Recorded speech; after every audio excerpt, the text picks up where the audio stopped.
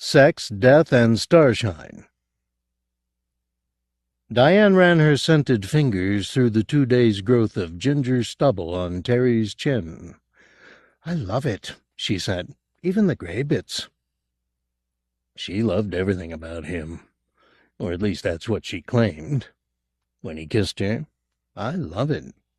When he undressed her, "I love it." When he slid his briefs off, I love it, I love it."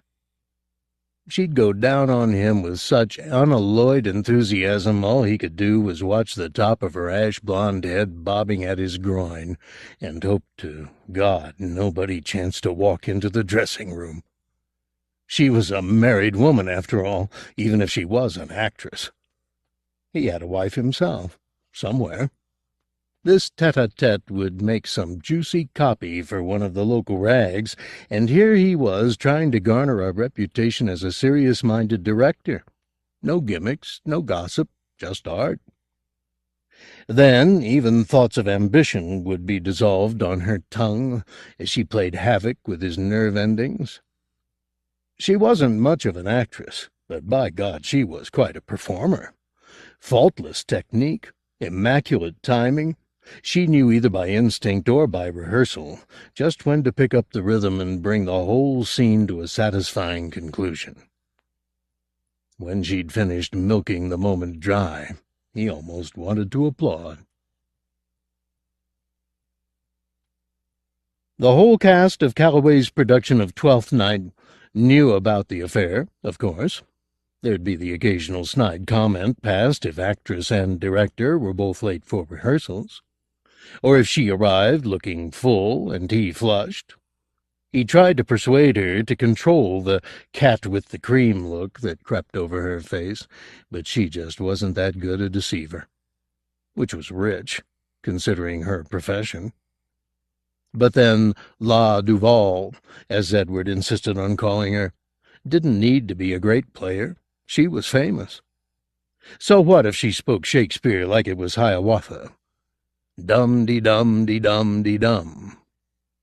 So what if her grasp of psychology was dubious, her logic faulty, her projection inadequate? So what if she had as much sense of poetry as she did propriety? She was a star, and that meant business.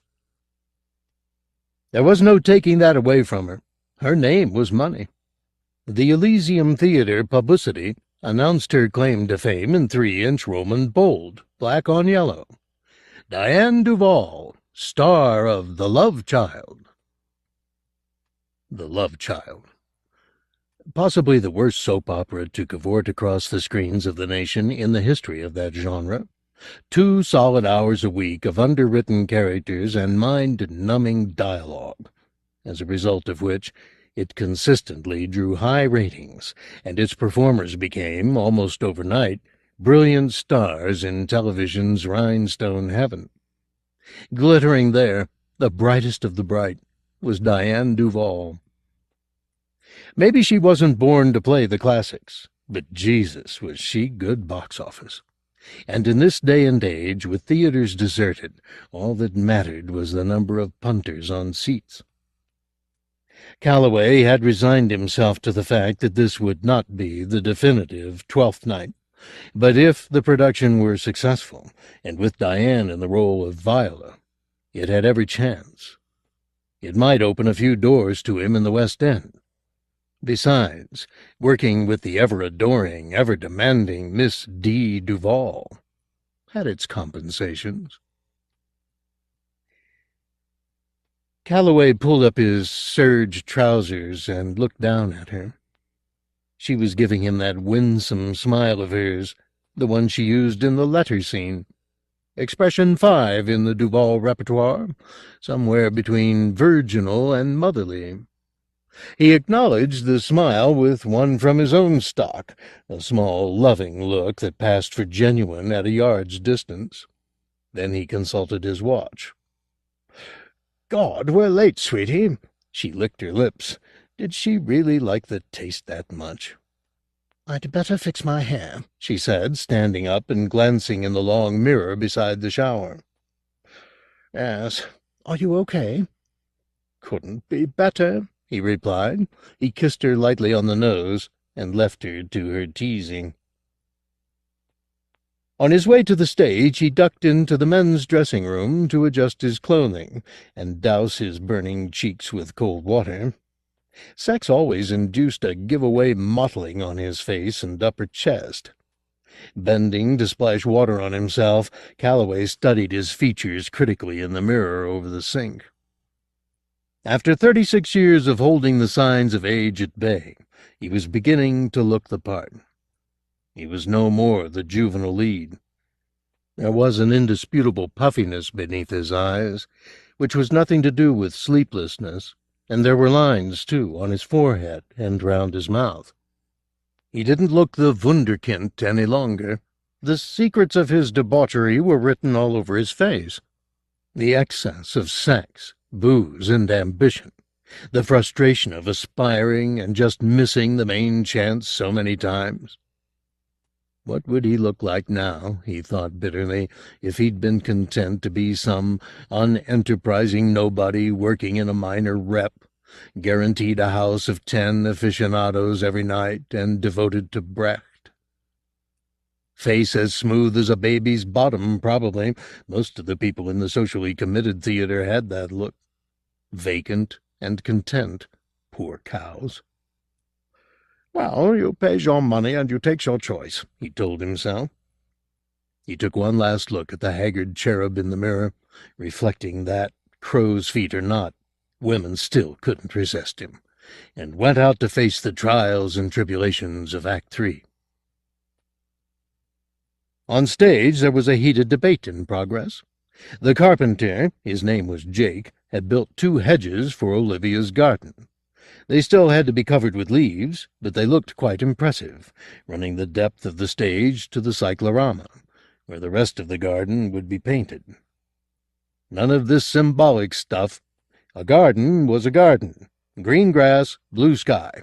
That's the way the audience liked it north of Birmingham, and Terry had some sympathy for their plain tastes.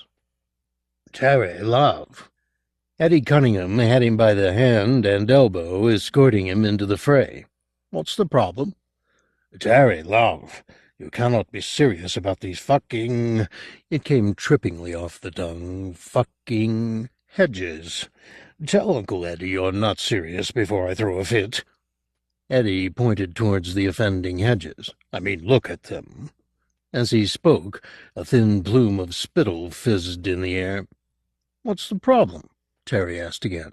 "Problem? Blocking, love. Blocking. Think about it.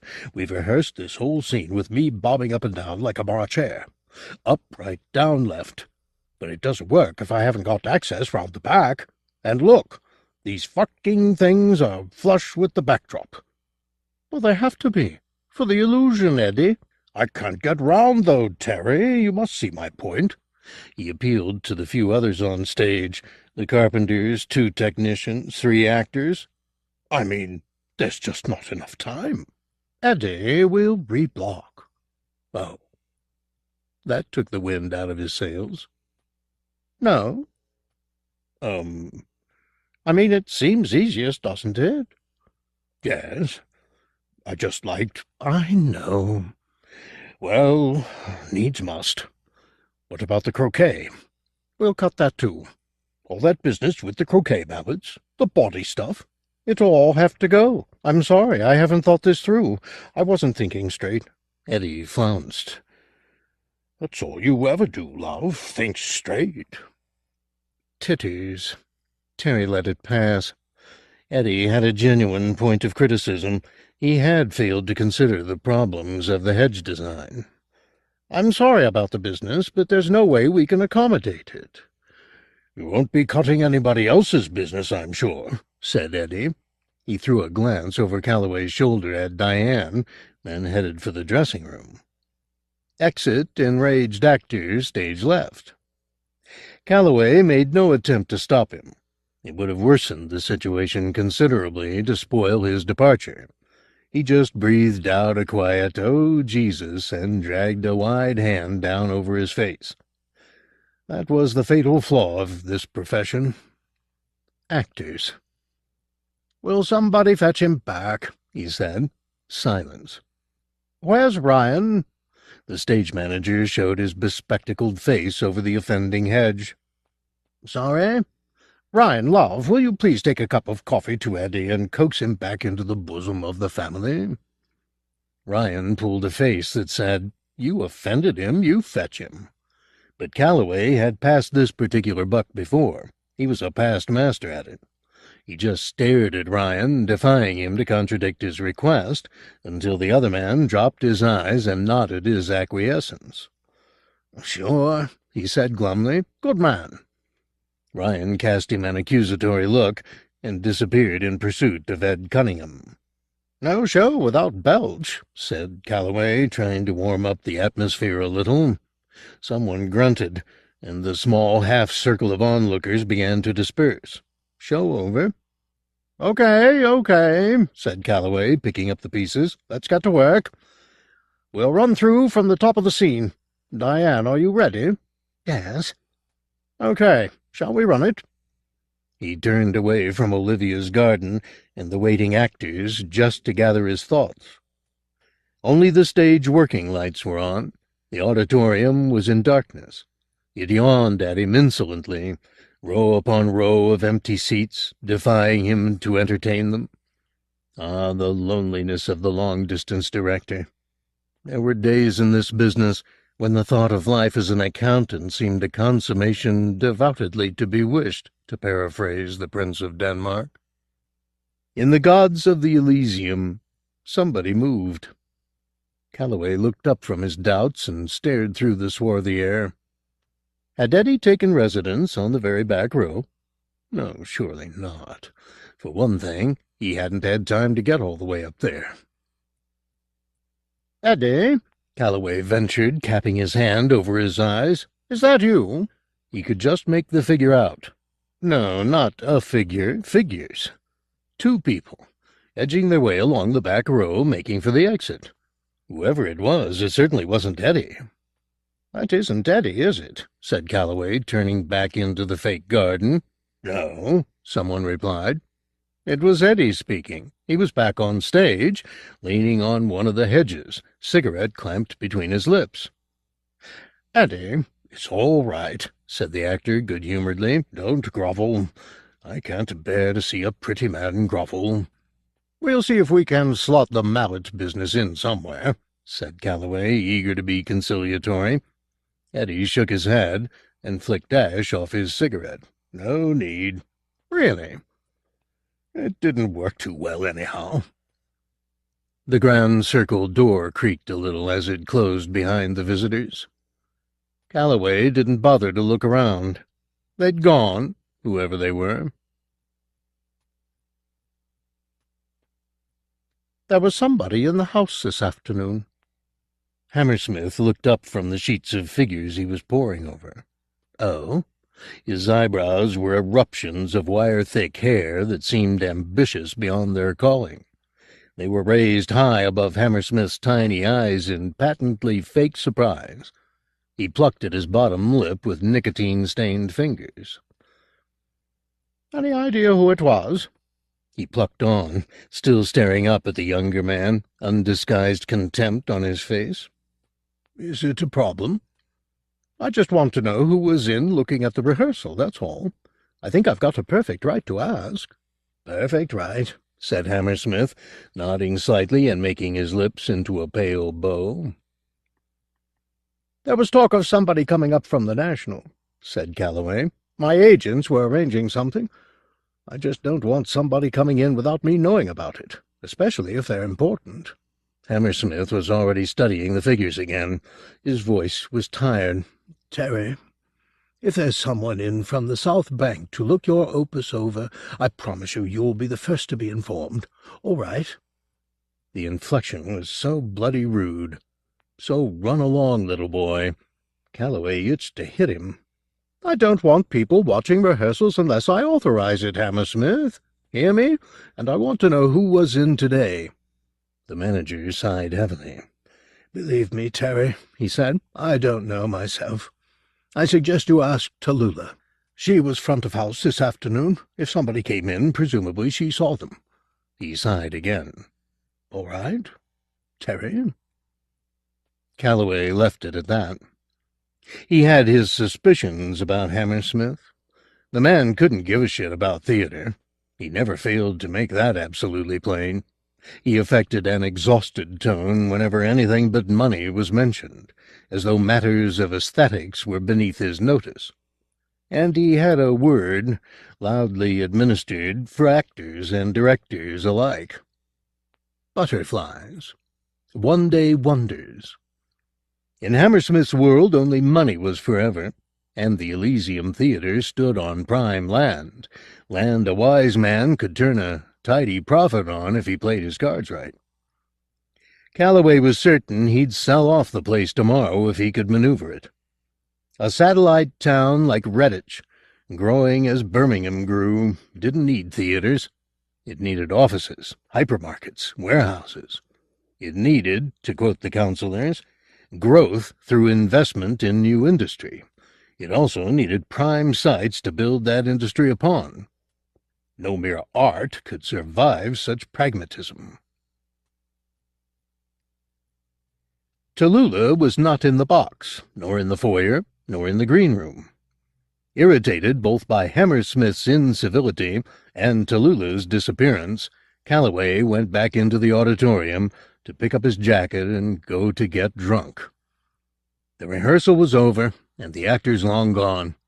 The bare hedges looked somewhat small from the back row of the stalls. Maybe they needed an extra few inches. He made a note on the back of a show bill he found in his pocket.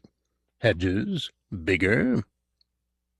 A footfall made him look up, and a figure had appeared on stage. A smooth entrance, upstage center, where the hedges converged. Calloway didn't recognize the man. "Mr. Calloway? Mr. Terence Calloway?" "Yes?" The visitor walked down stage to where, in an earlier age, the footlights would have been, and stood looking out into the auditorium. "My apologies for interrupting your train of thought." "No problem." "I wanted a word. With me, if you would." Calloway wandered down to the front of the stalls, appraising the stranger. He was dressed in shades of gray from head to foot, a gray worsted suit, gray shoes, a gray cravat. Piss elegant was Calloway's first uncharitable summation. But the man cut an impressive figure nevertheless. His face, beneath the shadow of his brim, was difficult to discern. "Allow me to introduce myself." The voice was persuasive, cultured, ideal for advertisement voiceovers, soap commercials, maybe. After Hammersmith's bad manners, the voice came as a breath of good breeding. "My name is Litchfield. Not that I expect that means much to a man of your tender years." Tender years? Well. Maybe there was still something of the wunderkind in his face. "Are you a critic?"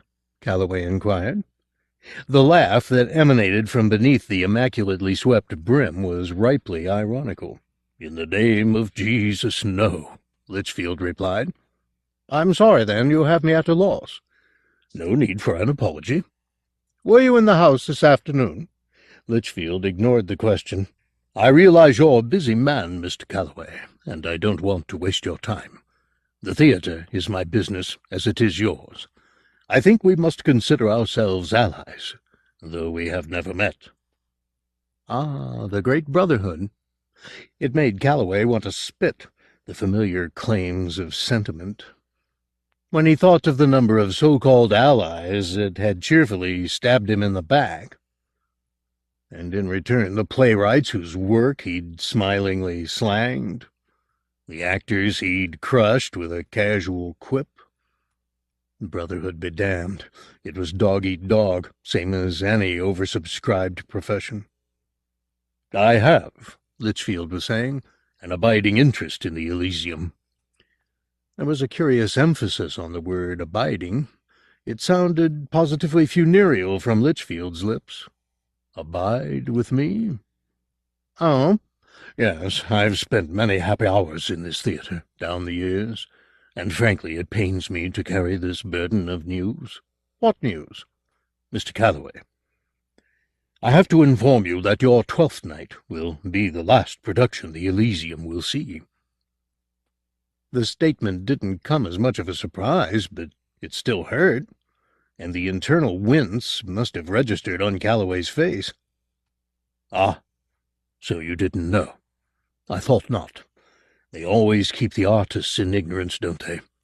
It's a satisfaction the Apollonians will never relinquish. The accountant's revenge. Hammersmith, said Calloway. Hammersmith. Bastard. His clan are never to be trusted, but then I hardly need to tell you that. Are you sure about the closure? Certainly. He'd do it tomorrow, if he could. But why? I've done Stoppard here. Tennessee Williams. Always played to good houses. It doesn't make sense. It makes admirable financial sense, I'm afraid, and if you think in figures, as Hammersmith does, there's no riposte to simple arithmetic. The Elysium's getting old. We're all getting old. We creak. We feel our age in our joints. Our instinct is to lie down and be gone away. Gone away. The voice became melodramatically thin, a whisper of longing. How do you know about this? I was, for many years, a trustee of the theatre, and since my retirement I've made it my business to, what's the phrase, keep my ear to the ground. It's difficult in this day and age to evoke the triumph this stage has seen. His voice trailed away in a reverie. It seemed true, not an effect. Then, businesslike once more, this theatre is about to die, Mr. Calloway. You will be present at the last rites, through no fault of your own.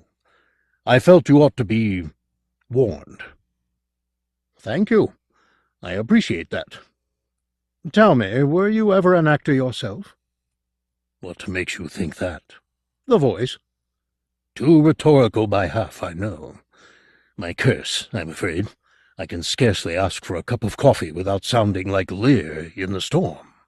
He laughed heartily at his own expense. Calloway began to warm to the fellow. Maybe he was a little archaic-looking, perhaps even slightly absurd, but there was a full-bloodedness about his manner that caught Calloway's imagination. Litchfield wasn't apologetic about his love of theatre, like so many in the profession, people who trod the boards as a second best, their souls sold to the movies. I have, I will confess, dabbled in the craft a little, Litchfield confided, but I just don't have the stamina for it, I'm afraid. Now my wife... Wife? Calloway was surprised Litchfield had a heterosexual bone in his body. My wife Constantia has played here on a number of occasions, and I may say very successfully. Before the war, of course. It's a pity to close the place. Indeed. But there are no last-act miracles to be performed, I'm afraid. The Elysium will be rubble in 6 weeks' time, and there's an end to it. I just wanted you to know that interests other than the crassly commercial are watching over this closing production. Think of us as guardian angels. We wish you well, Terence. We all wish you well. It was a genuine sentiment, simply stated. Calloway was touched by this man's concern, and a little chastened by it. It put his own stepping-stone ambitions in an unflattering perspective. Litchfield went on. We care to see this theatre end its days in suitable style, then die a good death. Damn shame. Too late for regrets by a long chalk. We should never have given up Dionysus for Apollo. What? Sold ourselves to the accountants, to legitimacy, to the likes of Mr. Hammersmith, whose soul, if he has one, must be the size of my fingernail, and grey as a louse's back. We should have had the courage of our depictions, I think. Served poetry, and lived under the stars. Calloway didn't quite follow the allusions, but he got the general drift, and respected the viewpoint. Off-stage left, Diane's voice cut the solemn atmosphere like a plastic knife. Terry, Are you there?" The spell was broken. Calloway hadn't been aware how hypnotic Litchfield's presence was until that other voice came between them. Listening to him was like being rocked in familiar arms. Litchfield stepped to the edge of the stage, lowering his voice to a conspiratorial rasp. "One last thing, Terence." "Yes?" "Your Viola. She lacks, if you'll forgive my pointing it out, the special qualities required for the role." Calloway hung fire. "I know," Litchfield continued. "Personal loyalties prevent honesty in these matters." "No," Calloway replied. "You're right.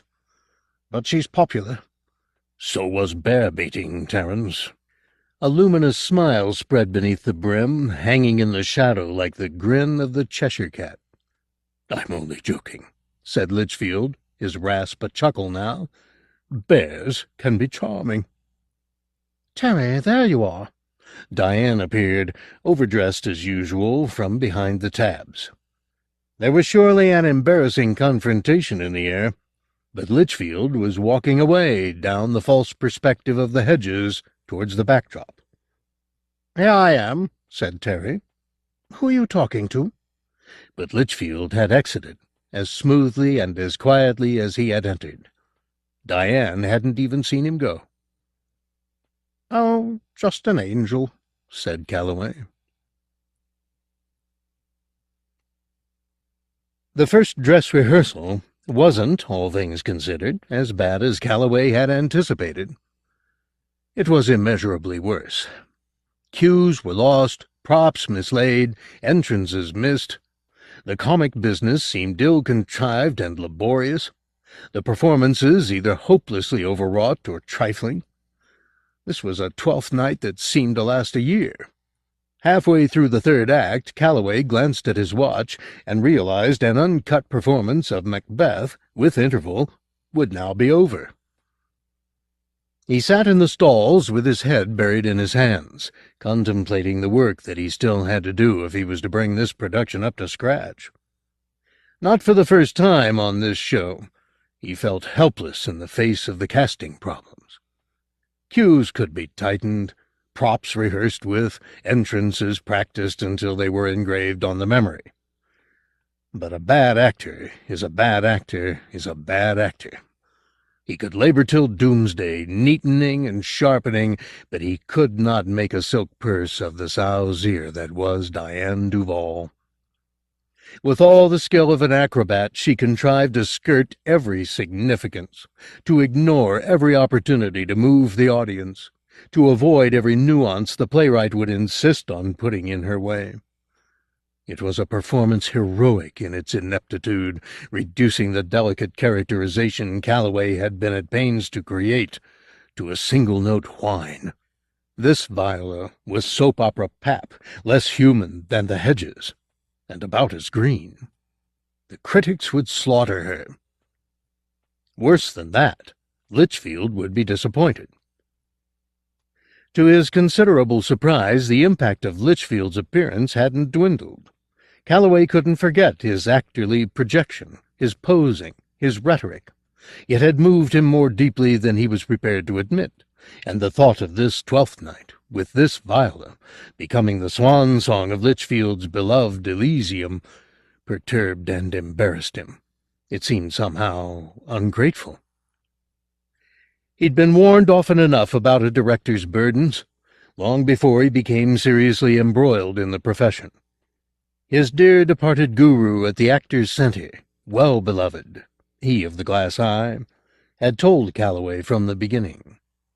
A director is the loneliest creature on God's earth. He knows what's good and bad in a show, or he should if he's worth his salt, and he has to carry that information around with him and keep smiling. It hadn't seemed so difficult at the time. "This job isn't about succeeding," Well-Beloved used to say. "It's about learning not to fall on your sodding face." Good advice, as it turned out.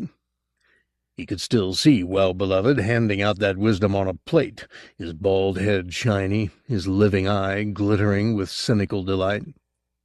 No man on earth, Calloway had thought, loved theater with more passion than Well-Beloved, and surely no man could have been more scathing about its pretensions. It was almost 1 in the morning by the time they'd finished the wretched run-through, gone through the notes, and separated, glum and mutually resentful, into the night. Calloway wanted none of their company tonight. No late drinking in one or other's digs. No mutual ego massage. He had a cloud of gloom all to himself, and neither wine, women, nor song would disperse it. He could barely bring himself to look Diane in the face. His notes to her, broadcast in front of the rest of the cast, had been acidic. Not that it would do much good. In the foyer he met Tallulah, still spry, though it was long after an old lady's bedtime. "Are you locking up tonight?" he asked her, more for something to say than because he was actually curious. "I always lock up," she said. She was well over 70, too old for her job in the box office, and too tenacious to be easily removed. But then that was all academic now, wasn't it? He wondered what her response would be when she heard the news of the closure. It would probably break her brittle heart. Hadn't Hammersmith once told him Tallulah had been at the theater since she was a girl of 15?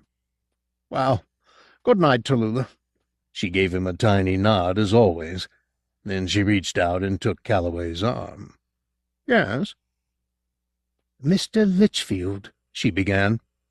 "What about Mr. Litchfield?" "He didn't like the rehearsal." "He was in tonight?" "Oh, yes," she replied, as though Calloway was an imbecile for thinking otherwise. "Of course he was in." "I didn't see him." "Well, no matter. He wasn't very pleased." Calloway tried to sound indifferent. "It can't be helped. Your show is very close to his heart." "I realize that," said Calloway, avoiding Tallulah's accusing looks. He had quite enough to keep him awake tonight without her disappointed tones ringing in his ears. He loosed his arm and made for the door. Tallulah made no attempt to stop him. She just said, "You should have seen Constantia." Constantia? Where had he heard that name? Of course, Litchfield's wife. "She was a wonderful viola."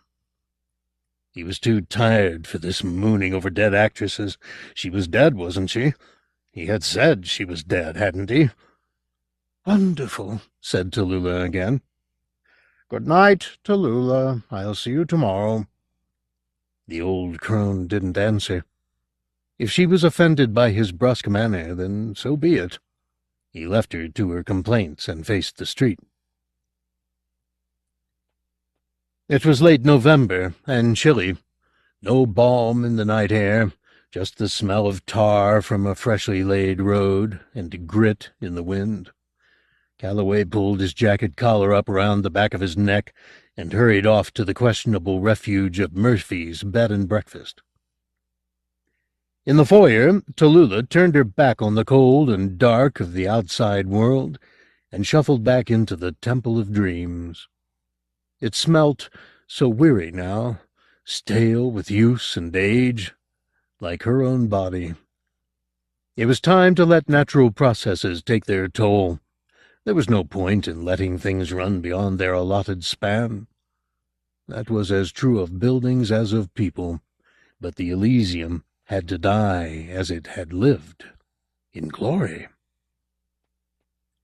Respectfully, she drew back the red curtains that covered the portraits in the corridor that led from foyer to stalls.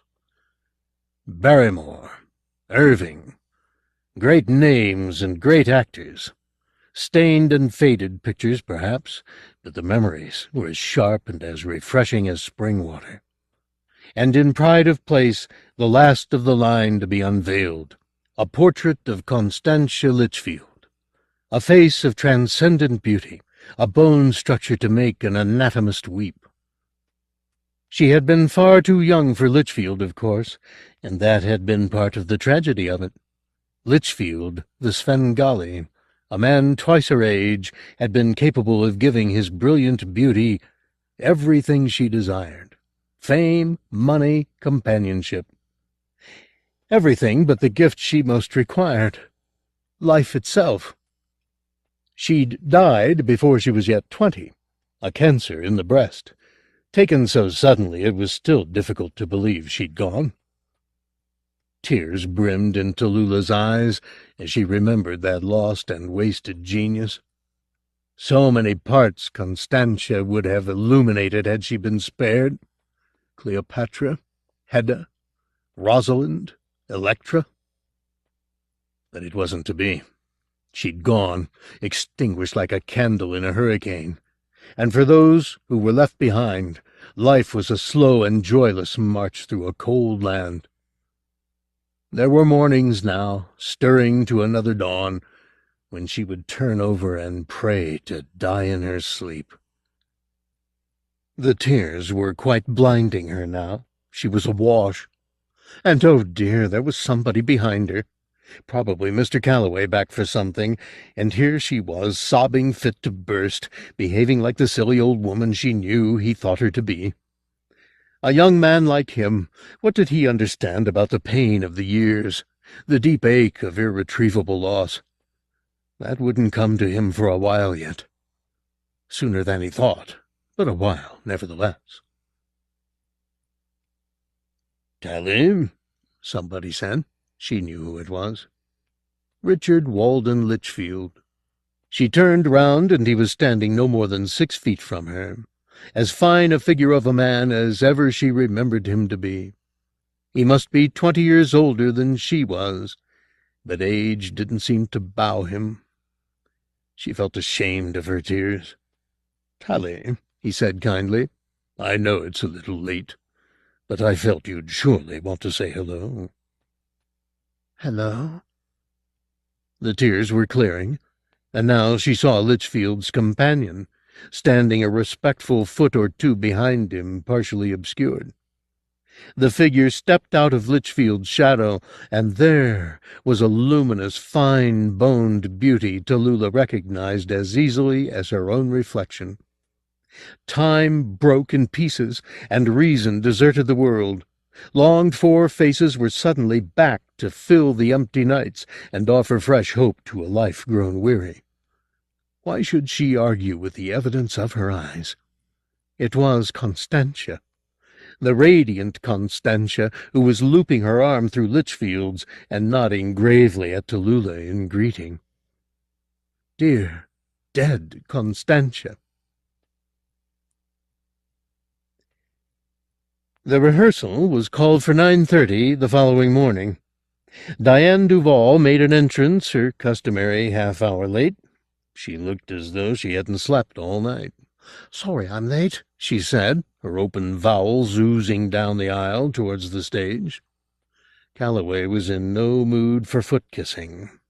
"We've got an opening tomorrow," he snapped, "and everybody's been kept waiting by you." "Oh, really?" she fluttered, trying to be devastating. It was too early in the morning, and the effect fell on stony ground. "Okay, we're going from the top," Calloway announced, "and everybody please have your copies and a pen. I've got a list of cuts here, and I want them rehearsed in by lunchtime. Ryan, have you got the prompt copy?" There was a hurried exchange with the ASM, and an apologetic negative from Ryan. "Well, get it, and I don't want any complaints from anyone. It's too late in the day. Last night's run was a wake, not a performance. The cues took forever, the business was ragged. I'm going to cut, and it's not going to be very palatable." It wasn't. The complaints came, warning or no, the arguments, the compromises, the sour faces and muttered insults. Calloway would have rather been hanging by his toes from a trapeze than maneuvering 14 highly-strung people through a play 2/3 of them scarcely understood, and the other third couldn't give a monkey's about. It was nerve-wracking. It was made worse because all the time he had the prickly sense of being watched, though the auditorium was empty from gods, to front stalls. Maybe Litchfield had a spy hole somewhere, he thought, then condemned the idea as the first signs of budding paranoia. At last, lunch. Calloway knew where he'd find Diane, and he was prepared for the scene he had to play with her. Accusations, tears, reassurance, tears again, reconciliation. Standard format. He knocked on the star's door. "Who is it?" Was she crying already, or talking through a glass of something comforting? "It's me." "Oh. Can I come in?" "Yes." She had a bottle of vodka, good vodka, and a glass. No tears as yet. "I'm useless, aren't I?" she said, almost as soon as he'd closed the door. Her eyes begged for contradiction. "Don't be silly," he hedged. "I could never get the hang of Shakespeare," she pouted, as though it were the bard's fault. "Oh, those bloody words!" The squall was on the horizon. He could see it mustering. "It's all right," he lied, putting his arm around her. "You just need a little time." Her face clouded. "We open tomorrow," she said flatly. The point was difficult to refute. "They'll tear me apart, won't they?" He wanted to say no, but his tongue had a fit of honesty. "Yes, unless— I'll never work again, will I? Harry talked me into this, that damn half-witted Jew. Good for my reputation, he said. Bound to give me a bit more clout, he said. What does he know? Takes his 10 bloody% and leaves me holding the baby. I'm the one who looks the damn fool, aren't I?" At the thought of looking a fool, the storm broke. No light shower, this. It was a cloud burst or nothing. He did what he could, but it was difficult. She was sobbing so loudly his pearls of wisdom were drowned out. So he kissed her a little, as any decent director was bound to do, and, miracle upon miracle, that seemed to do the trick. He applied the technique with a little more gusto, his hands straying to her breasts, ferreting under her blouse for her nipples, and teasing them between thumb and forefinger. It worked wonders. There were hints of sun between the clouds now. She sniffed and unbuckled his belt, letting his heat dry out the last of the rain. His fingers were finding the lacy edge of her panties, and she was sighing as he investigated her, gently, but not too gently, insistent, but never too insistent. Somewhere along the line she knocked over the vodka bottle, but neither of them cared to stop and right it, so it sloshed onto the floor off the edge of the table, counterpointing her instructions, his gasps. Then the bloody door opened, and a draught blew up between them, cooling the point at issue. Calloway almost turned around, then realized he was unbuckled, and stared instead into the mirror behind Diane to see the intruder's face. It was Litchfield. He was looking straight at Calloway, his face impassive. "I'm sorry. I should have knocked." His voice was as smooth as whipped cream, betraying nary a tremor of embarrassment. Calloway wedged himself away, buckled up his belt, and turned to Litchfield, silently cursing his burning cheeks. "Yes, it would have been polite," he said. "Again, my apologies. I wanted a word with—" His eyes, so deep-set they were unfathomable, were on Diane. "Your star," he said. Calloway could practically feel Diane's ego expand at the word. The approach confounded him. Had Litchfield undergone a volte-face? Was he coming here, the repentant admirer, to kneel at the feet of greatness? "I would appreciate a word with the lady in private, if that were possible," the mellow voice went on. "Well, we were just—" "Of course," Diane interrupted. "Just allow me a moment, would you?" She was immediately on top of the situation, tears forgotten. "I'll be just outside," said Litchfield, already taking his leave. Before he had closed the door behind him, Diane was in front of the mirror, tissue-wrapped fingers skirting her eye to divert a rivulet of mascara. "Well," she was cooing, How lovely to have a well-wisher. Do you know who he is?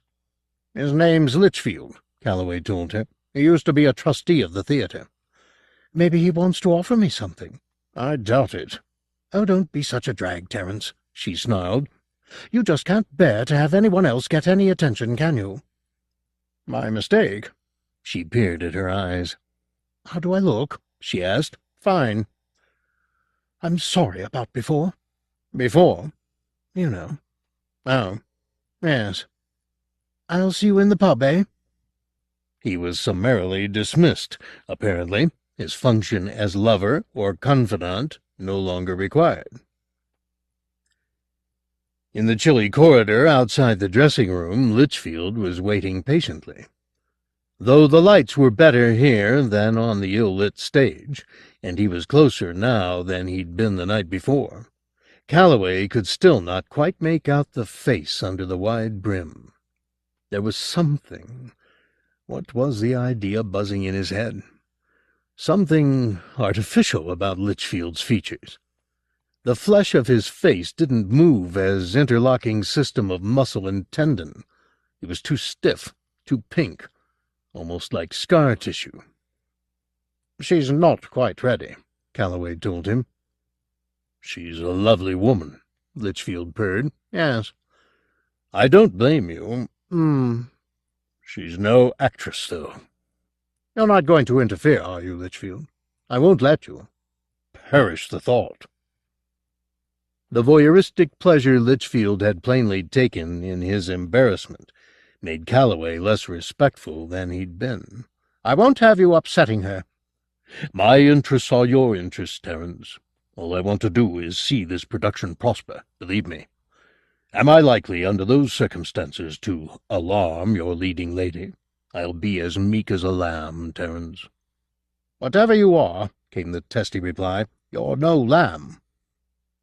The smile appeared again on Litchfield's face, the tissue round his mouth barely stretching to accommodate his expression. Calloway retired to the pub with that predatory sickle of teeth fixed in his mind, anxious for no reason he could focus upon. In the mirrored cell of her dressing-room, Diane Duval was just about ready to play her scene. "You may come in now, Mr. Litchfield," she announced. He was in the doorway before the last syllable of his name had died on her lips. "Miss Duval." He bowed slightly in deference to her. She smiled, so courteous. "Will you please forgive my blundering in earlier on?" She looked coy. It always melted men. "Mr. Calloway," she began. "A very insistent young man, I think." "Yes." "Not above pressing his attentions on his leading lady, perhaps?" She frowned a little, a dancing pucker where the plucked arches of her brows converged. "I'm afraid so." "Most unprofessional of him," Litchfield said, "but forgive me. An understandable ardor." She moved upstage of him, towards the lights of her mirror, and turned, knowing they would backlight her hair more flatteringly. "Well, Mr. Litchfield, what can I do for you?" "This is, frankly, a delicate matter," said Litchfield. "The bitter fact is, how shall I put this? Your talents are not ideally suited to this production. Your style lacks delicacy." There was silence for 2 beats. She sniffed, thought about the inference of the remark, and then moved out of center stage towards the door. She didn't like the way this scene had begun. She was expecting an admirer, and instead she had a critic on her hands. "Get out," she said, her voice like slate. "Miss Duval." "You heard me." "You're not comfortable as Viola, are you?" Litchfield continued, as though the star had said nothing. "None of your bloody business," she spat back. "But it is. I saw the rehearsals. You were bland, unpersuasive. The comedy is flat. The reunion scene, it should break our hearts, is leaden." "I don't need your opinion, thank you." "You have no style." "Piss off." "No presence and no style. I'm sure on the television you are radiance itself, but the stage requires a special truth, a soulfulness you, frankly, lack." The scene was hotting up. She wanted to hit him, but she couldn't find the proper motivation. She couldn't take this faded poseur seriously. He was more musical comedy than melodrama, with his neat gray gloves and his neat gray cravat. Stupid waspish queen. What did he know about acting? "Get out before I call the stage manager," she said, but he stepped between her and the door. A rape scene? Was that what they were playing? Had he got the hots for her? God forbid. "My wife," he was saying, "has played Viola. Good for her. And she feels she could breathe a little more life into the role than you." "We open tomorrow," she found herself replying, as though defending her presence. Why the hell was she trying to reason with him, barging in here and making these terrible remarks? Maybe because she was just a little afraid. His breath, close to her now, smelt of expensive chocolate. "She knows the role by heart." "The part's mine, and I'm doing it. I'm doing it even if I'm the worst Viola in theatrical history, all right?" She was trying to keep her composure, but it was difficult. Something about him made her nervous. It wasn't violence she feared from him, but she feared something. "I'm afraid I have already promised the part to my wife." "What?" She goggled at his arrogance. "And Constantia will play the role." She laughed at the name. Maybe this was high comedy after all. Something from Sheridan or Wilde, arch catty stuff. But he spoke with such absolute certainty. Constantia will play the role, as if it was all cut and dried. "I'm not discussing this any longer, Buster, so if your wife wants to play Viola, she'll have to do it in the fucking street, all right?" "She opens tomorrow." "Are you deaf or stupid or both?" "Control," an inner voice told her. "You're overplaying, losing your grip on the scene. Whatever scene this is." He stepped towards her, and the mirror lights caught the face beneath the brim full on. She hadn't looked carefully enough when he first made his appearance. Now she saw the deeply etched lines, the gougings around his eyes and his mouth. It wasn't flesh, she was sure of it. He was wearing latex appliances, and they were badly glued in place. Her hand all but twitched with the desire to snatch at it and uncover his real face. Of course, that was it. The scene she was playing, the unmasking. "Let's see what you look like," she said, and her hand was at his cheek before he could stop her, his smile spreading wider as she attacked. This is what he wants, she thought, but it was too late for regrets or apologies. Her fingertips had found the line of the mask at the edge of his eye socket and curled round to take a better hold. She yanked. The thin veil of latex came away, and his true physiognomy was exposed for the world to see. Diane tried to back away, but his hand was in her hair. All she could do was look up into that all but fleshless face. A few withered strands of muscle curled here and there, and a hint of a beard hung from a leathery flap at his throat. But all living tissue had long since decayed. Most of his face was simply bone, stained and worn. "I was not," said the skull, "embalmed. Unlike Constantia." The explanation escaped Diane. She made no sound of protest, which the scene would surely have justified. All she could summon was a whimper as his hand-hold tightened and he hauled her head back. "We must make a choice, sooner or later," said Litchfield, his breath smelling less like chocolate than profound putrescence, "between serving ourselves and serving our art." She didn't quite understand. "The dead must choose more carefully than the living. We cannot waste our breath, if you'll excuse the phrase, on less than the purest delights. You don't want art, I think, do you?" She shook her head, hoping to God that was the expected response. "You want the life of the body, not the life of the imagination, and you may have it." "Thank you." "If you want it enough, you may have it." Suddenly his hand, which had been pulling on her hair so painfully, was cupped behind her head and bringing her lips up to meet his. She would have screamed then, as his rotting mouth fastened itself onto hers, but his greeting was so insistent it quite took her breath away. Ryan found Diane on the floor of her dressing room a few minutes before 2. It was difficult to work out what had happened. There was no sign of a wound of any kind on her head or body, nor was she quite dead. She seemed to be in a coma of some kind. She had perhaps slipped and struck her head as she fell. Whatever the cause, she was out for the count. They were hours away from a final dress rehearsal, and Viola was in an ambulance being taken into intensive care. "The sooner they knock this place down, the better," said Hammersmith. He'd been drinking during office hours, something Calloway had never seen him do before. The whiskey bottle stood on his desk beside a half-full glass. There were glass marks ringing his accounts, and his hand had a bad dose of the shakes. "What's the news from the hospital?" "She's a beautiful woman," he said, staring at the glass. Calloway could have sworn he was on the verge of tears. "Hammersmith, how is she?" "She's in a coma, but her condition is stable." "That's something, I suppose."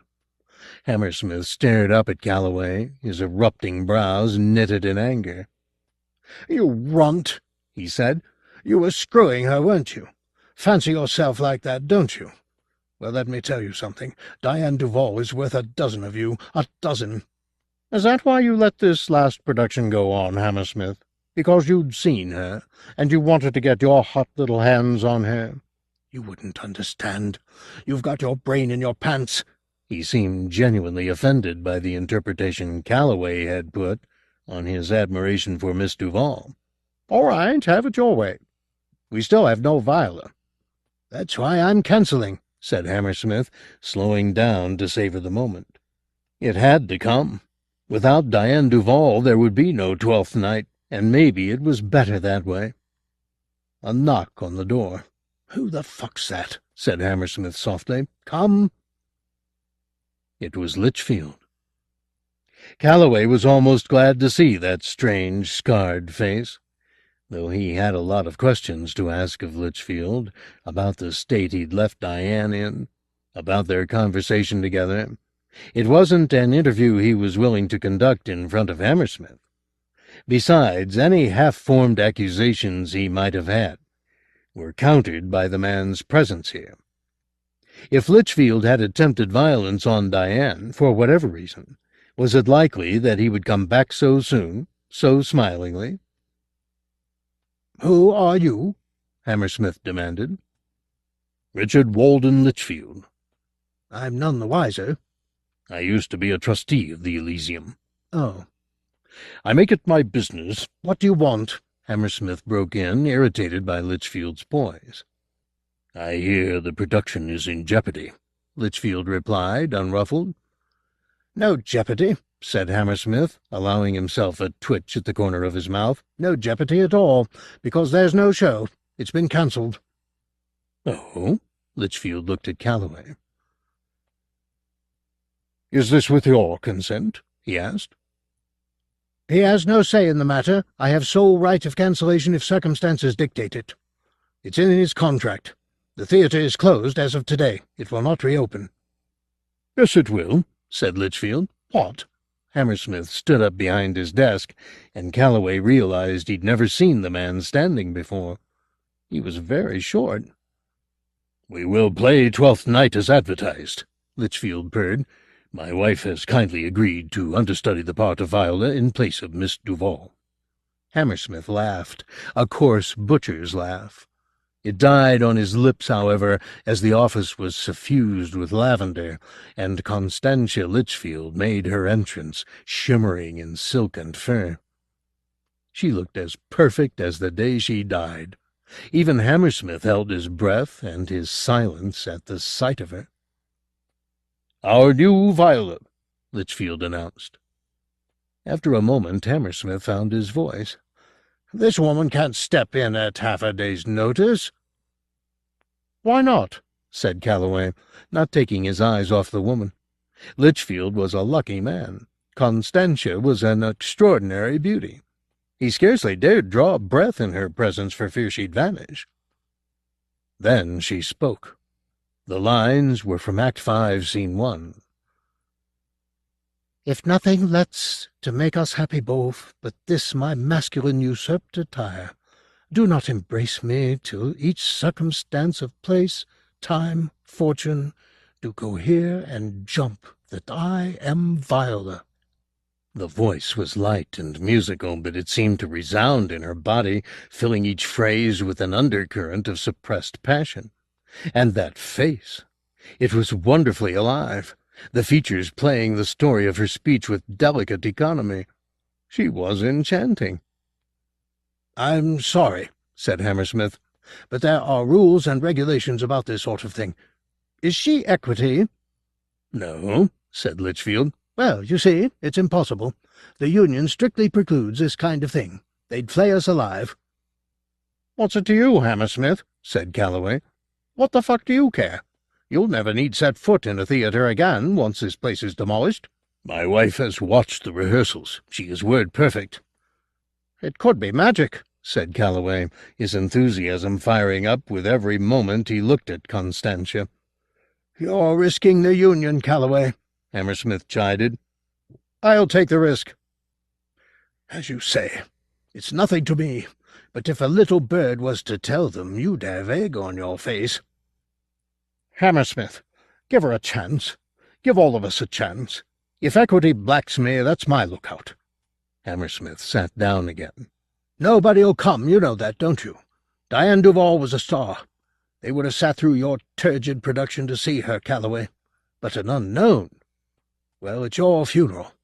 Go ahead and do it. I wash my hands of the whole thing. It's on your head, Calloway, remember that. I hope they flay you for it." "Thank you," said Litchfield. "Most kind." Hammersmith began to rearrange his desk to give more prominence to the bottle and the glass. The interview was over. He wasn't interested in these butterflies any longer. "Go away," he said. "Just go away."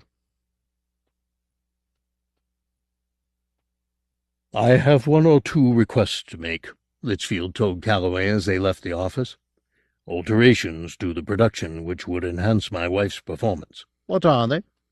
"For Constantia's comfort, I would ask that the lighting levels be taken down substantially. She's simply not accustomed to performing under such hot, bright lights." "Very well." "I'd also request that we install a row of footlights." "Footlights?" "An odd requirement, I realize, but she feels much happier with footlights." "They tend to dazzle the actors," said Calloway. "It becomes difficult to see the audience." "Nevertheless, I have to stipulate their installation." "Okay." "Thirdly, I would ask that all scenes involving kissing, embracing, or otherwise touching Constantia be redirected to remove every instance of physical contact whatsoever." "Everything?" "Everything." "For God's sake, why?" "My wife needs no business to dramatize the working of the heart, Terence." That curious intonation on the word heart. Working of the heart. Calloway caught Constantia's eye for the merest of moments. It was like being blessed. "Shall we introduce our new Violet to the company?" Litchfield suggested. "Why not?" The trio went into the theater. The rearranging of the blocking and the business to exclude any physical contact was simple, and though the rest of the cast were initially wary of their new colleague, her unaffected manner and her natural grace soon had them at her feet. Besides, her presence meant that the show would go on. At 6, Calloway called a break, announcing that they'd begin the dress at 8, and telling them to go out and enjoy themselves for an hour or so. The company went their ways, buzzing with a newfound enthusiasm for the production. What had looked like a shambles half a day earlier now seemed to be shaping up quite well. There were 1,000 things to be sniped at, of course. Technical shortcomings, costumes that fitted badly, directorial foibles. All par for the course. In fact, the actors were happier than they'd been in a good while. Even Ed Cunningham was not above passing a compliment or two. Litchfield found Tallulah in the green room tidying. "Tonight." "Yes, sir." "You must not be afraid." "I'm not afraid," Tallulah replied. "What a thought! As if—" "There may be some pain, which I regret. For you, indeed for all of us." "I understand." "Of course you do. You love the theater as I love it. You know the paradox of this profession. To play life. Ah, Tallulah, to play life, what a curious thing it is. Sometimes I wonder, you know, how long I can keep up the illusion." "It's a wonderful performance," she said. "Do you think so? Do you really think so?" He was encouraged by her favorable review. It was so galling to have to pretend all the time, to fake the flesh, the breath, the look of life. Grateful for Tallulah's opinion, he reached for her. "Would you like to die, Tallulah?" "Does it hurt?" "Scarcely at all." "It would make me very happy." "And so it should." His mouth covered her mouth, and she was dead in less than a minute, conceding happily to his inquiring tongue. He laid her out on the threadbare couch and locked the door of the green room with her own key. She'd cool easily in the chill of the room, and be up and about again by the time the audience arrived. At 6:15, Diane Duval got out of a taxi at the front of the Elysium. It was well dark, a windy November night, but she felt fine. Nothing could depress tonight, not the dark, not the cold. Unseen, she made her way past the posters that bore her face and name, and through the empty auditorium to her dressing room. There, smoking his way through a pack of cigarettes, she found the object of her affection. "Terry?" She posed in the doorway for a moment, letting the fact of her reappearance sink in. He went quite white at the sight of her, so she pouted a little. It wasn't easy to pout. There was a stiffness in the muscles of her face, but she carried off the effect to her satisfaction. Calloway was lost for words. Diane looked ill, no two ways about it, and if she'd left the hospital to take up her part in the dress rehearsal, he was going to have to convince her otherwise. She was wearing no makeup, and her ash-blonde hair needed a wash. "What are you doing here?" he asked, as she closed the door behind her. "Unfinished business," she said. "Listen, I've got something to tell you." God, this was going to be messy. "We've found a replacement in the show." She looked at him blankly. He hurried on, tripping over his own words. "We thought you were out of commission. I mean, not permanently, but, you know, for the opening, at least." "Don't worry," she said. His jaw dropped a little. "Don't worry." "What's it to me?" "You said you came back to finish." He stopped. She was unbuttoning the top of her dress. She's not serious, he thought. She can't be serious. Sex? Now? "I've done a lot of thinking in the last few hours," she said as she shimmied the crumpled dress over her hips, let it fall, and stepped out of it. She was wearing a white bra, which she tried unsuccessfully to unhook. "I've decided I don't care about the theater. Help me, will you?" She turned round and presented her back to him. Automatically, he unhooked the bra, not really analyzing whether he wanted this or not. It seemed to be a fait accompli. She'd come back to finish what they'd been interrupted doing. Simple as that. And despite the bizarre noises she was making in the back of her throat, and the glassy look in her eyes, she was still an attractive woman. She turned again, and Calloway stared at the fullness of her breasts, paler than he'd remembered them, but lovely. His trousers were becoming uncomfortably tight, and her performance was only worsening his situation, the way she was grinding her hips like the rawest of Soho strippers, running her hands between her legs. "Don't worry about me," she said. "I've made up my mind. All I really want She put her hands, so recently at her groin, on his face. They were icy cold. All I really want is you. I can't have sex and the stage. There comes a time in everyone's life when decisions have to be made. She licked her lips. There was no film of moisture left on her mouth when her tongue had passed over it. The accident made me think, made me analyze what it is I really care about. And frankly, she was unbuckling his belt, I don't give a shit. Now the zip. About this, or any other fucking play. His trousers fell down. I'll show you what I care about. She reached into his briefs and clasped him. Her cold hand somehow made the touch sexier. He laughed, closing his eyes as she pulled his briefs down to the middle of his thigh and knelt at his feet. She was as expert as ever. Her throat opened like a drain. Her mouth was somewhat drier than usual, her tongue scouring him, but the sensations drove him wild.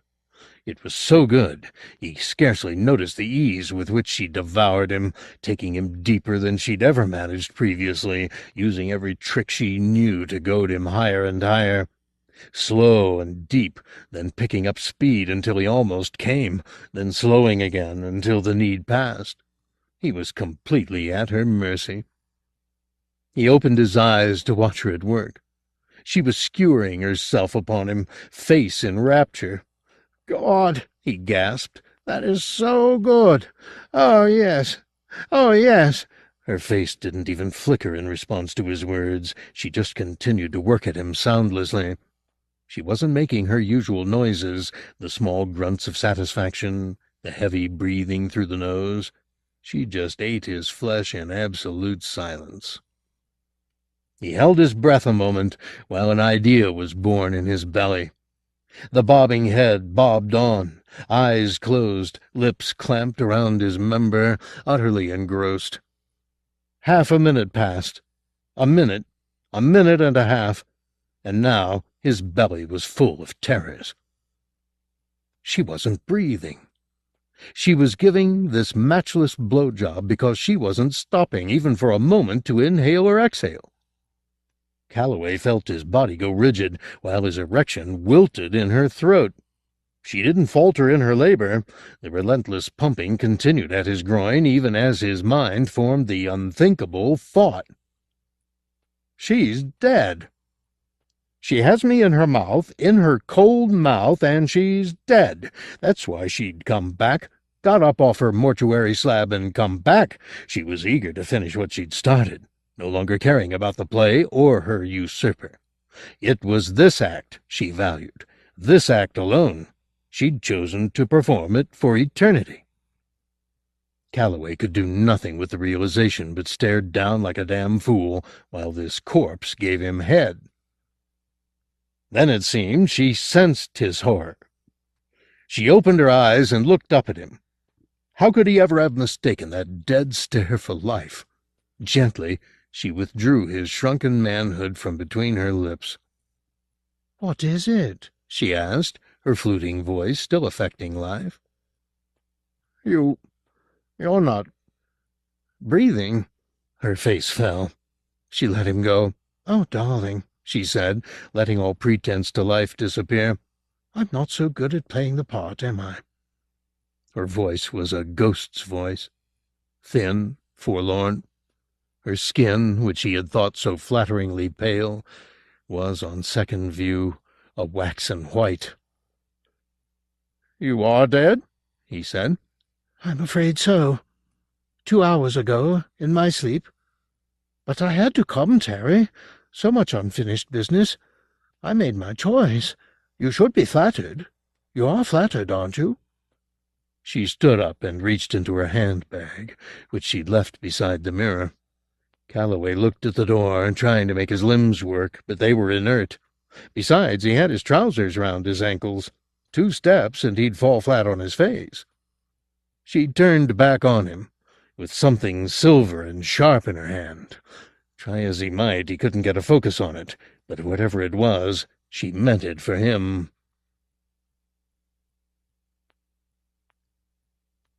Since the building of the new crematorium in 1934, one humiliation had come after another for the cemetery. The tombs had been raided for lead coffin linings, the stones overturned and smashed. It was fouled by dogs and graffiti. Very few mourners now came to tend the graves. The generations had dwindled, and the small number of people who might still have had a loved one buried there were too infirm to risk the throttled walkways, or too tender to bear looking at such vandalism. It had not always been so. There were illustrious and influential families interred behind the marble facades of the Victorian mausoleums. Founder fathers, local industrialists and dignitaries, any and all who had done the town proud by their efforts. The body of the actress, Constantia Litchfield, had been buried here. Until the day break and the shadows flee away. Though her grave was almost unique in the attention some secret admirer still paid to it.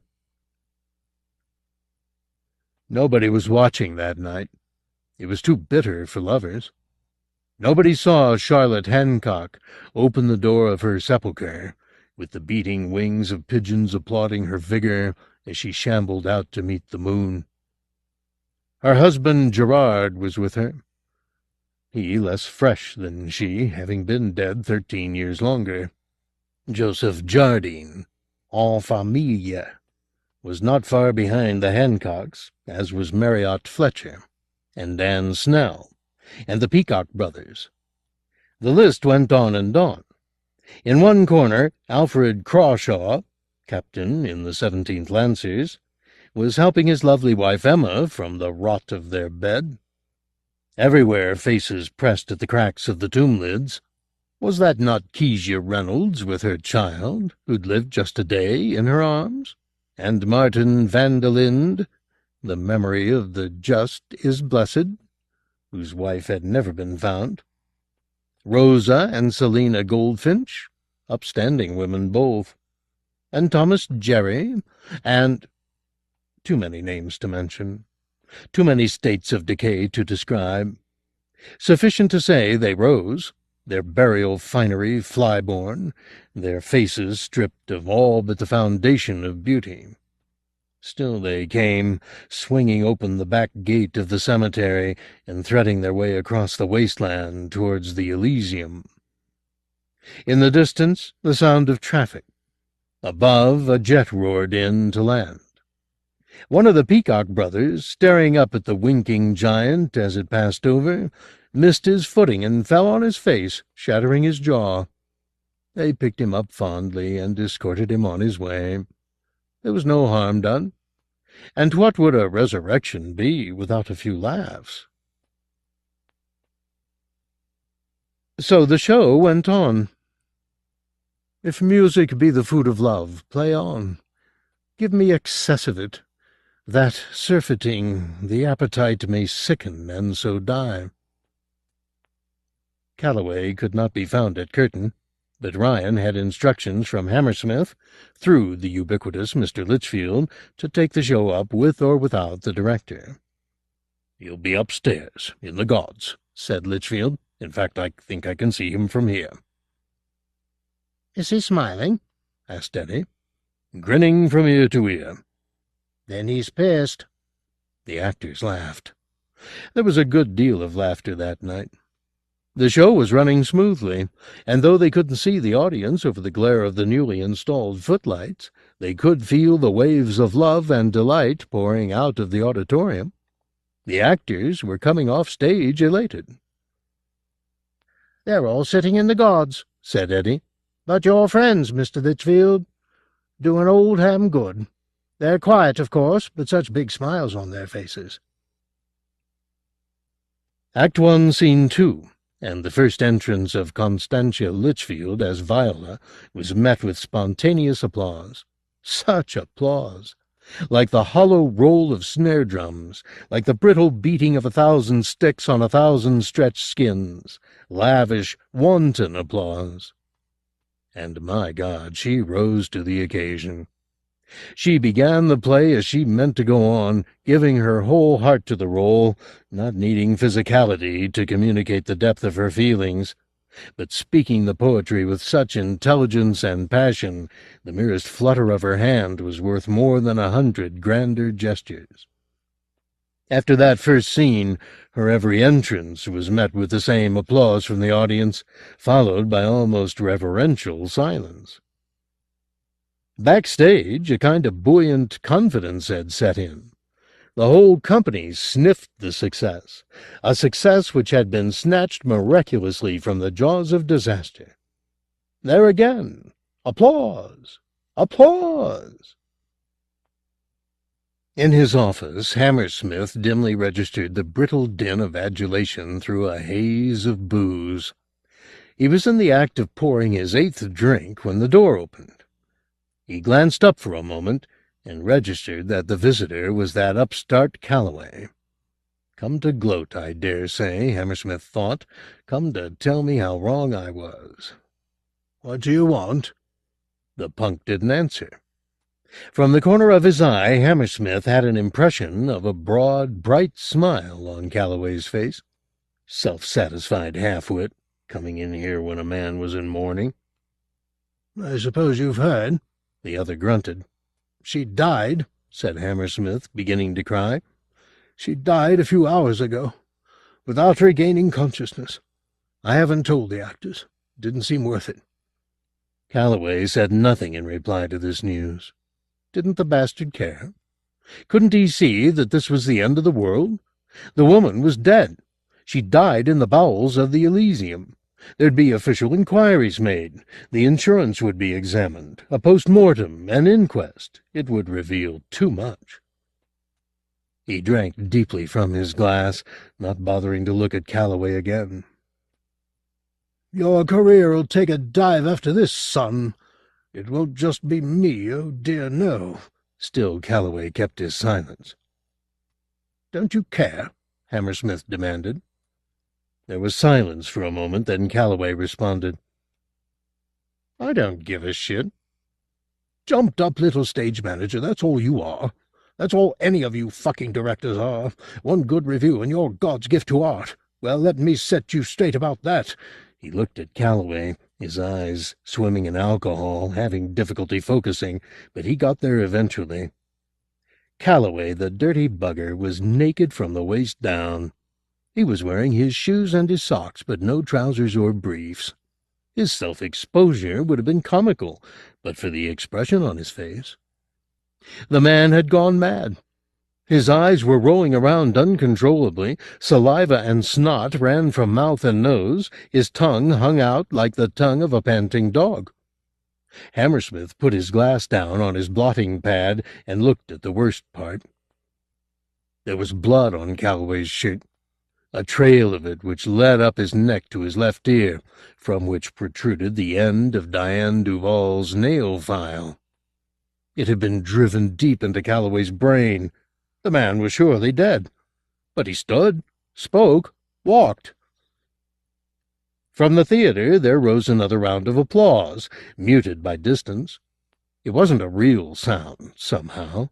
It came from another world, a place where emotions ruled. It was a world Hammersmith had always felt excluded from. He'd never been much of an actor, though God knows he'd tried. And the 2 plays he'd penned were, he knew, execrable.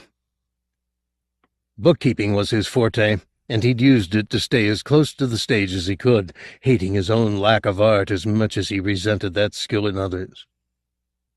The applause died, and as if taking a cue from an unseen prompter, Calloway came at him. The mask he wore was neither comic nor tragic.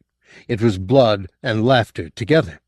Cowering, Hammersmith was cornered behind his desk. Calloway leapt onto it. He looked so ridiculous, shirt-tails and balls flip-flapping, and seized Hammersmith by the tie. "Philistine!" said Calloway, never now to know Hammersmith's heart, and broke the man's neck. Snap! While below, the applause began again. Do not embrace me till each circumstance of place, time, fortune, to cohere and jump, that I am Viola." From Constantia's mouth the lines were a revelation. It was almost as though this 12th night were a new play, and the part of Viola had been written for Constantia Litchfield alone. The actors who shared the stage with her felt their egos shriveling in the face of such a gift. The last act continued to its bittersweet conclusion, the audience as enthralled as ever to judge by their breathless attention. The Duke spoke. "Give me thy hand, and let me see thee in thy woman's weeds." In the rehearsal, the invitation in the line had been ignored. No one was to touch this Viola, much less take her hand. But in the heat of the performance such taboos were forgotten. Possessed by the passion of the moment, the actor reached for Constantia. She, forgetting the taboo in her turn, reached to answer his touch. In the wings, Litchfield breathed "No" under his breath, but his order wasn't heard. The Duke grasped Viola's hand in his, life and death holding court together under this painted sky. It was a chilly hand, a hand without blood in its veins or a blush in its skin. But here it was, as good as alive. They were equals, the living and the dead, and nobody could find just cause to part them. In the wings, Litchfield sighed and allowed himself a smile. He'd feared that touch, feared it would break the spell, but Dionysus was with them tonight. All would be well. He felt it in his bones. The act drew to a close, and Malvolio, still trumpeting his threats, even in defeat, was carted off. One by one the company exited, leaving the clown to wrap up the play. "A great while ago the world began, with hey, ho, the wind and the rain. But that's all one, our play is done, and we'll strive to please you every day." The scene darkened to blackout, and the curtain descended. From the gods, rapturous applause erupted, that same rattling, hollow applause.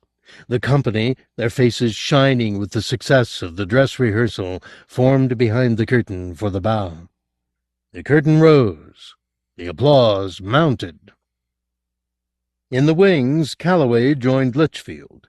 He was dressed now, and he'd washed the blood off his neck. "Well, we have a brilliant success," said the Skull. "It does seem a pity that this company should be dissolved so soon." "It does," said the corpse. The actors were shouting into the wings now, calling for Calloway to join them. They were applauding him, encouraging him to show his face. He put a hand on Litchfield's shoulder. "We'll go together, sir," he said. No, I couldn't." "You must. It's your triumph as much as mine." Litchfield nodded, and they went out together to take their bows beside the company. In the wings, Tallulah was at work. She felt restored after her sleep in the green room. So much unpleasantness had gone, taken with her life. She no longer suffered the aches in her hip, or the creeping neuralgia in her scalp. There was no longer the necessity to draw breath through pipes encrusted with 70 years' muck, or to rub the backs of her hands to get the circulation going.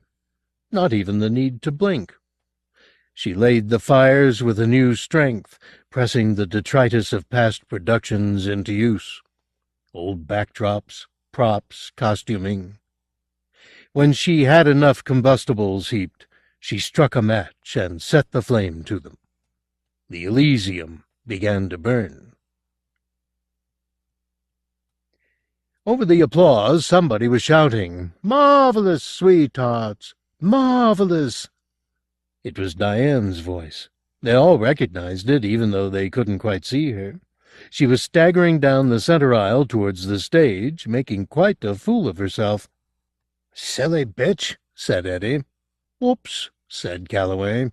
She was at the edge of the stage now, haranguing him. "Got all you wanted now, have you? This your new lady love, is it? Is it?" She was trying to clamber up, her hands gripping the hot metal hoods of the footlights. Her skin began to singe. The fat was well and truly in the fire. "For God's sake, somebody stop her," said Eddie, but she didn't seem to feel the searing of her hands. She just laughed in his face. The smell of burning flesh wafted up from the footlights. The company broke rank, triumph forgotten. Somebody yelled, "Kill the lights!" A beat, and then the stage lights were extinguished. Diane fell back, her hands smoking. One of the cast fainted. Another ran into the wings to be sick. Somewhere behind them they could hear the faint crackle of flames, but they had other calls on their attention. With the footlights gone, they could see the auditorium more clearly. The stalls were empty, but the balcony and the gods were full to bursting with eager admirers. Every row was packed, and every available inch of aisle space thronged with audience. Somebody up there started clapping again, alone for a few moments before the wave of applause began afresh. But now few of the company took pride in it. Even from the stage, even with exhausted and light-dazzled eyes, it was obvious that no man, woman, or child in that adoring crowd was alive. They waved fine silk handkerchiefs at the players in rotted fists. Some of them beat a tattoo on the seats in front of them. Most just clapped, bone on bone. Calloway smiled, bowed deeply, and received their admiration and gratitude. In all his 15 years of work in the theater, he had never found an audience so appreciative. Bathing in the love of their admirers, Constantia and Richard Litchfield joined hands and walked downstage to take another bow, while the living actors retreated in horror. They began to yell and pray. They let out howls. They ran about like discovered adulterers in a farce. But like the farce, there was no way out of the situation. There were bright flames tickling the roof joists, and billows of canvas cascaded down to right and left as the flies caught fire. In front, the dead. Behind, death. Smoke was beginning to thicken the air. It was impossible to see where one was going. Somebody was wearing a toga of burning canvas and reciting screams. Someone else was wielding a fire extinguisher against the inferno. All useless, all tired business, badly managed. As the roof began to give, lethal falls of timber and girder silenced most. In the gods, the audience had more or less departed. They were ambling back to their graves long before the fire department appeared, their cerements and their faces lit by the glow of the fire as they glanced over their shoulders to watch the Elysium perish. It had been a fine show, and they were happy to go home, content for another while to gossip in the dark. The fire burned through the night, despite the never less than gallant efforts of the fire department to put it out. By 4 in the morning the fight was given up as lost, and the conflagration allowed its head. It had done with the Elysium by dawn. In the ruins the remains of several persons were discovered, most of the bodies in states that defied easy identification. Dental records were consulted, and one corpse was found to be that of Giles Hammersmith, administrator. Another that of Ryan Xavier, stage manager, and most shockingly, a third, that of Diane Duval. Star of the Love Child, burned to death, read the tabloids. She was forgotten in a week. There were no survivors. Several bodies were simply never found. They stood at the side of the motorway and watched the cars careering through the night. Litchfield was there, of course, and Constantia, radiant as ever. Calloway had chosen to go with them, so had Eddie and Tallulah. 3 or 4 others had also joined the troupe. It was the first night of their freedom, and here they were on the open road, traveling players. The smoke alone had killed Eddie, but there were a few more serious injuries amongst their number, sustained in the fire. Burned bodies, broken limbs. But the audience they would play for in the future would forgive them their petty mutilations. "There are lives lived for love," said Litchfield to his new company, "and lives lived for art. We happy band have chosen the latter persuasion." There was a ripple of applause amongst the actors. "To you, who have never died, may I say, welcome to the world." Laughter, further applause. The lights of the cars racing north along the motorway threw the company into silhouette. They looked, to all intents and purposes, like living men and women. But then, wasn't that the trick of their craft? To imitate life so well, the illusion was indistinguishable from the real thing. And their new public, awaiting them in mortuaries, churchyards, and chapels of rest, would appreciate that skill more than most.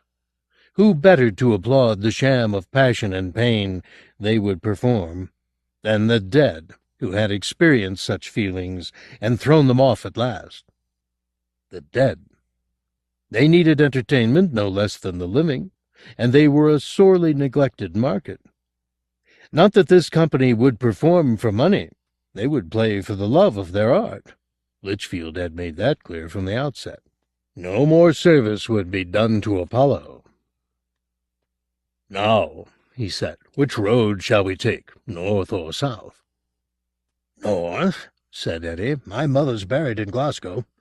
She died before I ever played professionally. I'd like her to see me." "North it is, then," said Litchfield. "Shall we go and find ourselves some transport?" He led the way towards the motorway restaurant, its neon flickering fitfully, keeping the night at light's length. The colors were theatrically bright, scarlet, lime, cobalt, and a wash of white that splashed out of the windows onto the car park where they stood. The automatic doors hissed as a traveler emerged, bearing gifts of hamburgers and cake to the child in the back of his car. "Surely some friendly driver will find a niche for us," said Litchfield.